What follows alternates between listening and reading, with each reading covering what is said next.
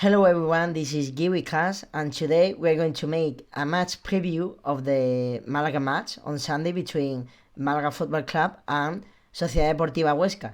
And today I'm not alone, I am very well accompanied of two friends and two teammates. Alex, welcome to this video.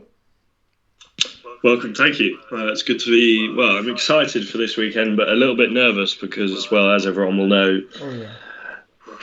yeah. No, tough match ahead. After last week, everything could go wrong. Yeah. Also, I am accompanied with my very best friend, Chris. Hello, Chris. Welcome. Hi, Sergio. How are Great you? to be here. Fine. Yeah. On Sunday we will see, no? How? Yeah. Now fine. On Sunday, I don't know yet. Yeah. I'll tell you after the match. Yeah. So to recap a little bit before the match, Málaga played last week on Fernando Torres, no, in Fuenlabrada. We lost 1-0 in the last minutes of the second half, no, almost the 7 minutes. Alex, we were there. Chris, you saw on TV, right? So we come to this match a little bit in the need, no, of a victory. Definitely. Malaga needs the win because we are close to relegation zone. Only 7 points. How do you call it? 7 points ahead. 7 points. And it's difficult.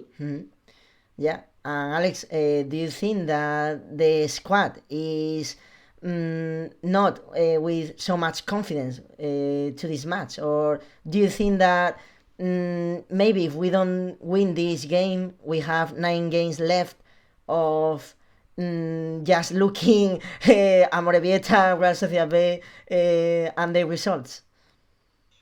Yeah, I think, after Fuenlabrada, the team will be, down in the dumps. And unsurprisingly, I think, they were nothing short of awful against Fuenlabrada. And, I think hopefully because this game's at home, things might be slightly different. They have the home crowd behind them and that can give them a little bit of a lift. But, things need to change. And we were talking about it on the pod this week that, I think if we lose this week, you could start maybe questioning Nacho's job and potentially looking at getting a replacement for him because 1 win in 11 games is not good enough. Yeah, and talking about Nacho, Chris, this week we heard the news that almost 100% he's not returning next season because there was a small clause that said that Nacho could continue in case Malaga finished on the top 6. This is very unlikely and very improbable, no?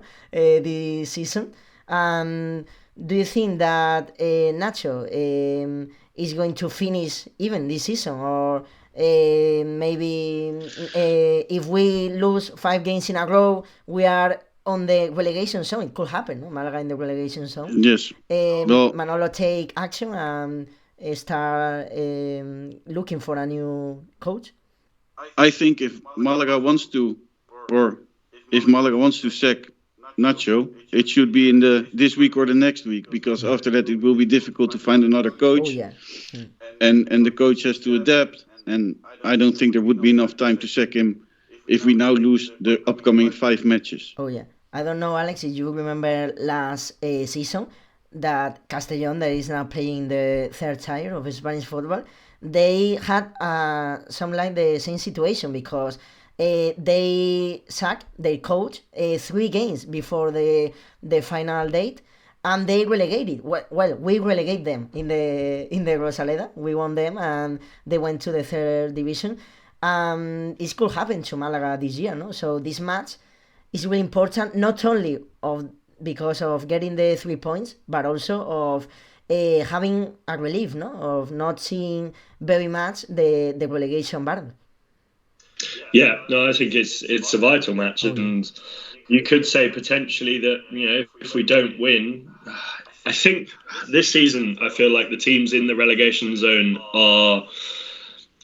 they're quite they're quite a lower quality than usual. I think this year is going to be a bit different. I think the year we saw where Decor went down when they had near to 50 points, I think it's going to be a lot different this year. I feel like, even 45 points might be enough to stay up. So, I think it's going to be interesting to see. But obviously Huesca aren't in the best of moments as well. They're you would have thought at the beginning of the season they would be challenging for that top six, but they're languishing down in, was it 16th or something like that. So, no, definitely I think a match that could be won, but also given the way that Malaga are playing at the moment, I'm not confident. Yeah. And talking about our rival, Chris, Huesca is not performing a really good season, to remember. They are a team that got relegated last season from La Liga. So, everyone in summer thought about Huesca being at the top flight, top 6, top 7, playing playoffs. But the reality is that they are a mid-table team with no aspirations maybe this season, unless they perform really well the last 10 matches. And even in the last away match, they lost 1-0 against the last one, the bottom of the table, Alcorcón side. They lost 1-0 in the last minutes of the match. So it's a team that does not perform really well. It's some kind of irregular like us. In Alcoraz, they can play better. But away, I think that they are not performing really well, especially this year. So do you think that this could be a game that Malaga could really have a real chance to finally get the 3 points in our stadium? Yes, definitely. Malaga has a chance. Although Huesca, on paper, is a very strong team. Mm-hmm. If you look at their squad, they should be definitely in the playoffs. Mm-hmm. But yeah, they have loads of players who aren't really didn't know Segunda División and came to play in Segunda División.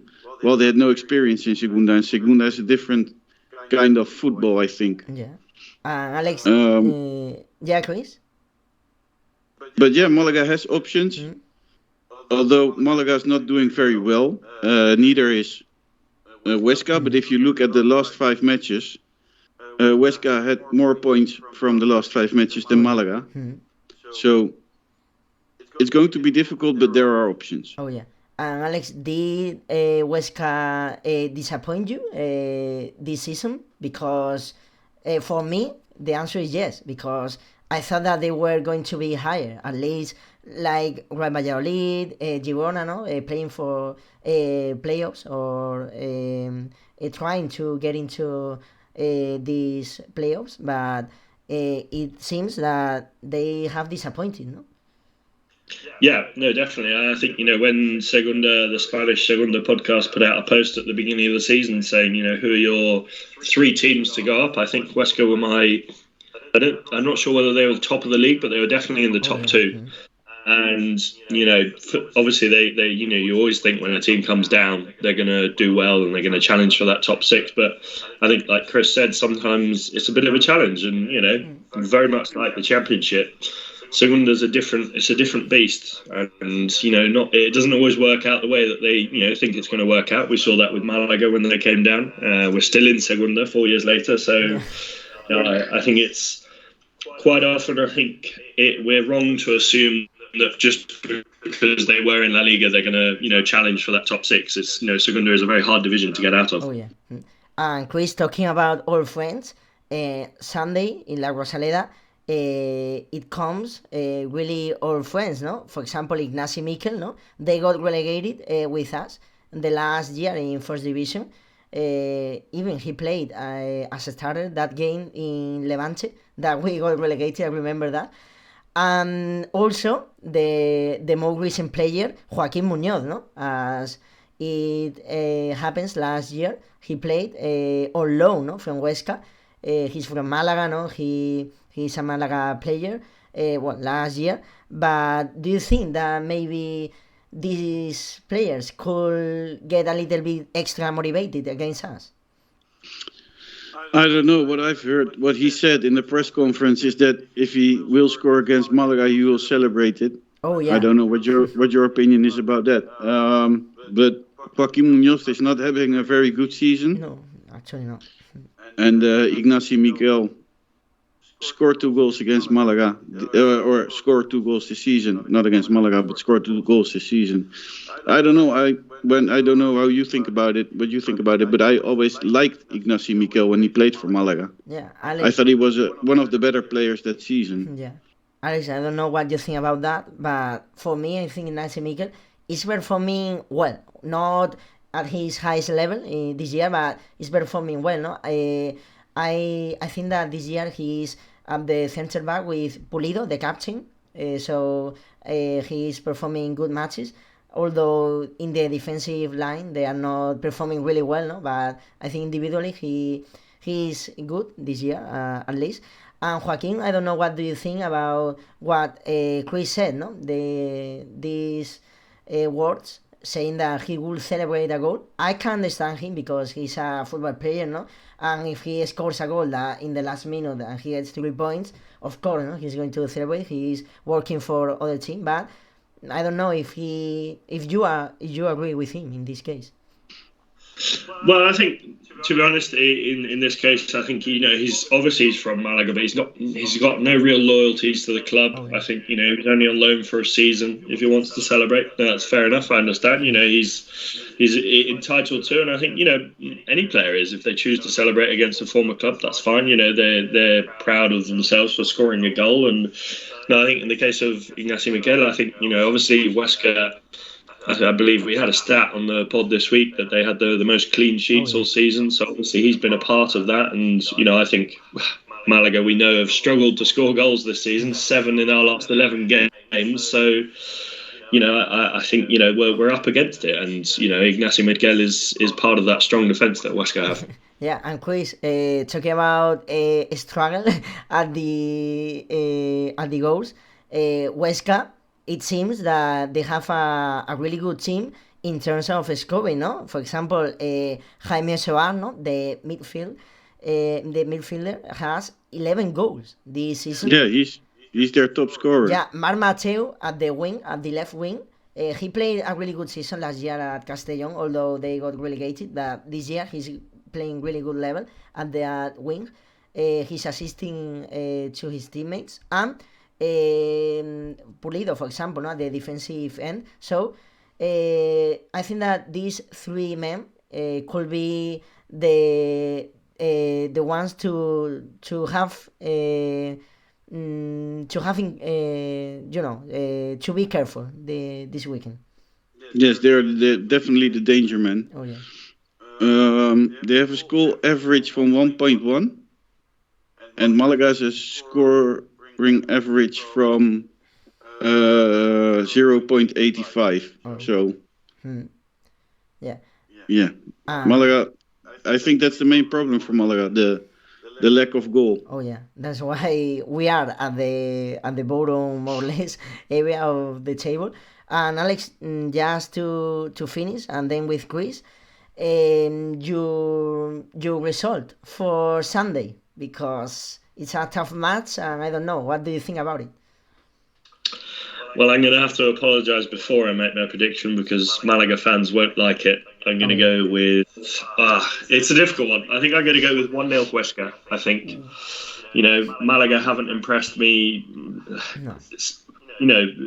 pretty much since Nacho's come in. I think there's been maybe an hour of good football at most. And, Huesca, obviously, they've got a good defence. They've got some strong players in attack. And, Malaga at the moment on a pretty bad...